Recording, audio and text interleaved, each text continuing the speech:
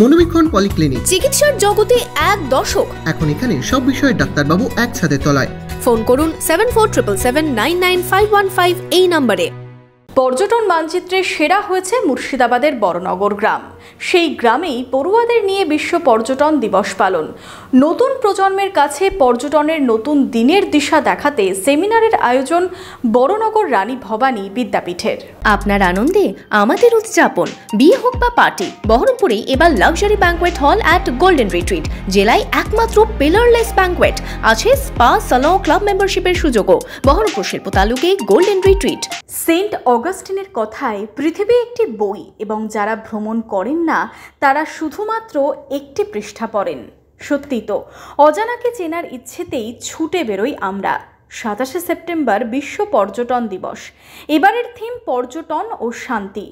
অর্থনীতিতে পর্যটনের ভূমিকা, সামাজিক ও সাংস্কৃতিক প্রভাবকে স্বীকৃতি দিতেই প্রতি বছর বিশ্ব পর্যটন দিবস পালন করা হয়। মুর্শিদাবাদের আজিমগঞ্জে এই দিনটি বিশেষভাবে পালন করল ইস্টার্ন ইন্ডিয়া হোটেলিয়ার্স ও ট্রাভেল এজেন্টস অ্যাসোসিয়েশন।